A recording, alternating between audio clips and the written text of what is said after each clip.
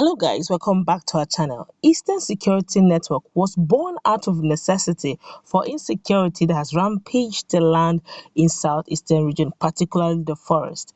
And while a lot of persons are saying it's not right for one man to be at the command or at the helms of affair of such a security network, others are saying that that is the way to go. Well, in recent times, the same Eastern Security Network, or a fraction of it, was at a combat with the military, the Nigerian military in Olo, Imo State. Well, they also had another information where the leader insisted that they should go back to the bush and protect the farmlands, their bushes.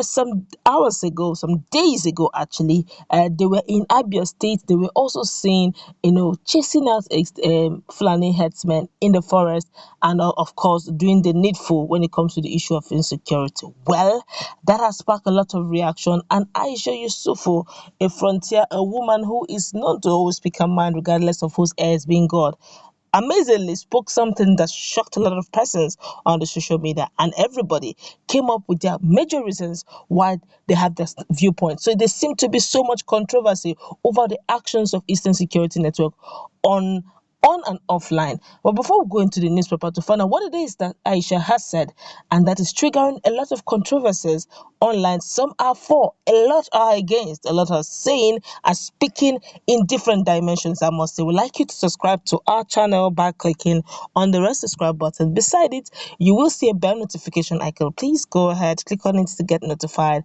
as soon as we update our channel on YouTube. Well, just some minutes ago, a prominent news reporting outlet had actually spoken over the issue of security issues in the country. In a tweet they reported that the indigenous people of Biafra's security network, popularly known as ESN, Eastern Security Network, went to Fulani camps in Abia State and killed many cows. Of course, that has, he said, although it is uncertain if any lives were lost, the issue had made popular activist Aisha Yesufu reacting angrily about the security official in the country. Well, she wrote, "This is absolutely not acceptable. We cannot leave security outfits taking laws into their hands, maiming, killing, and destroying properties. This is not acceptable. We must always remember no one has monopoly of violence and intolerance, and we can all go mad. Let the law guard us." Of course, everybody started talking. It's outrightly condemning the act. If the security officials, this tweet got reactions from a lot of Nigerians. I'm going to take our time, we're going to read some of the reactions, and we'll also look at this critically and find out, and let's be objectively also, and let's strike a balance over this issue of the Fulani herdsmen, what ESN have done, and generally the issue of insecurity in the country. Well, this one here is saying, "How I wish the Fulani herdsmen understand this. If we keep on folding our hands and do nothing, I think we are not wise enough. They love violence, return the violence, see the Fulani government will do something quick about it." This one here is saying, "That man called Nnamdi Kanu want to sit in the comfort of his hideout in overseas and set Nigeria on fire. Ndi Igbo are everywhere and will be a soft target for reprisal. If we don't stop this madness, unfortunately, the Southeast has no leadership politically right now." This one here is saying, "But you can tolerate the Fulani herdsmen killing, kidnapping, and stealing from people. Even their cow destroying people's farm. Never expected this right up from you. ESM must stand, and no human can stop it. Enough is enough. The Fulani has killed enough in Biafra land." This one here is saying, "Please don't bring respect we all have for you down the drain. Which law are you talking about in this lawless contraception? The same law that exudes and Yoruba lost Ilorin to Fulani." They are replying, Aisha Yesufu. So yes, are you suggesting they rather watch the Fulani herdsmen kidnap and kill the indigenes and keep quiet, knowing fully well that the federal government is in support of them and won't do a thing, and regardless of the attack, despite the multiple complaints? She's asking Aisha. This one here is saying, taking laws into one's hand is unacceptable. But when the government plays a deaf ear to the accusation crisis caused by these individuals, the people will do otherwise. It is quite unfortunate such things are happening in this country." This one here is saying, The truth is that Nigeria is lawless. If there was law, Fulani people wouldn't have had the audacity to terrorize the country. Why would Fulani people have a camp to terrorize Abia people? Why not get into town and build a house and ranch their cows? This one here is saying, read the run-up to the establishment of ESN and what the cattle guys had been doing to their host countries or host communities. If these people had been guided by the law, or the law lifted a finger to save poor, kidnap, and harass victims, there would be no need for ESN, frankly. This one here is saying, not knowing you to jump into issues without research. No one wants trouble with the headers. After all, who doesn't like a good beef jerky? But no one wants their lives lost, kidnapped and maiming either, and I dare say safety ranks higher than beef on our priority list. This one here is a mama, when you push a man to the wall, what do you expect? These guys have been killing our mothers, daughters, and killing our men in the bush. The government does nothing. Now we are out to defend our land. Can you be a minority in your home? Yes, we are out and in need. Let them come with their army. Wow. All right, you've heard there's so many reactions. A lot of persons are really complaining. A lot of persons are saying, unlike Aisha Yesufu, who usually does her research properly, is now jumping in and supporting. But if you ask me, she's actually not supporting. She's only saying, if we all resort to self-help, if we all resort to self-defense, then we are probably going into anarchy sooner or later.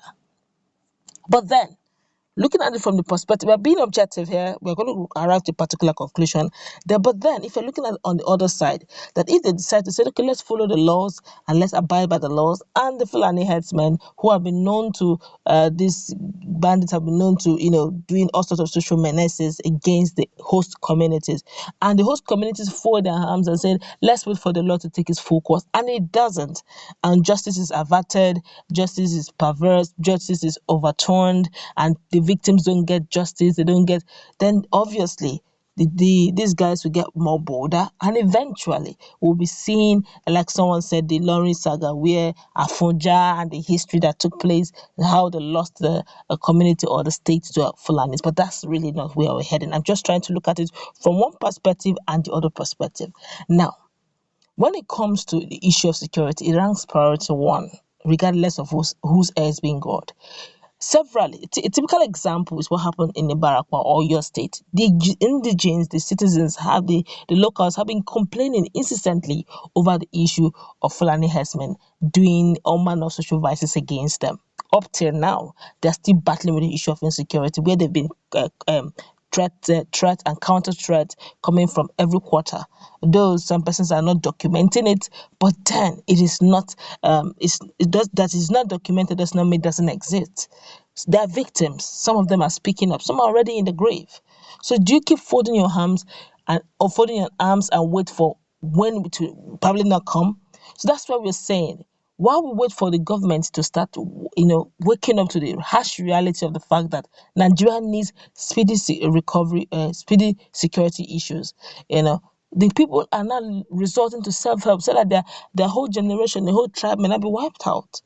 All right, while we're talking about community policing and all that, this has generated it. Now, if we all keep doing that self-help, then where then will the law come into play? I keep saying this. Never allow a situation to degenerate to a level where people begin to think of self-help. When they do that, then the people have, lost faith in the government of the day. They've lost faith. They've lost faith in the security apparatus. They've lost faith in the fact that you make promises, you don't fulfill them. And hence they're thinking of self-help. If the security was that secure, if the country was that secure, and there's equity and justice for all, the likes of Sunday Igboho won't have risen up to limelight and begin to speak of, supporting or protecting his tribe and his people.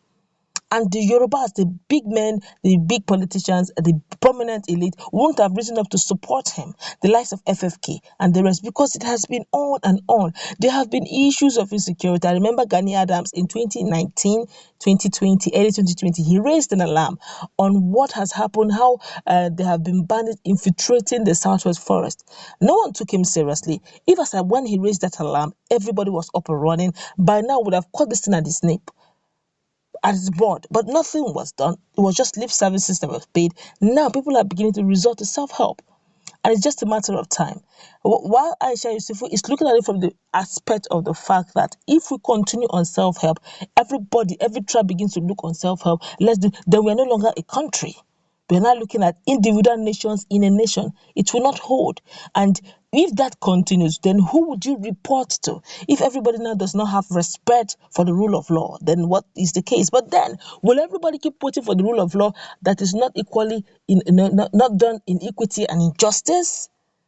You see where the government of the day needs to speedily correct the narrative so that Nigerians can, in all sense of fairness and sincerity, trust that this is not propaganda. They genuinely mean the cause. Well, the federal government have started it already by changing the service chiefs to buffer and increase our security network. Let's hope it brings surety and hope for Nigerians in general. That's where we're going to wrap it up. Let's meet in our comment section. Do you agree with what Aisha Yesufu is saying, that resorting to self-help will lead to violence and Rwanda may just be by the corner side? Or do you think that what ESN is doing is right and just, judging the fact that there have been complaints about the same issue and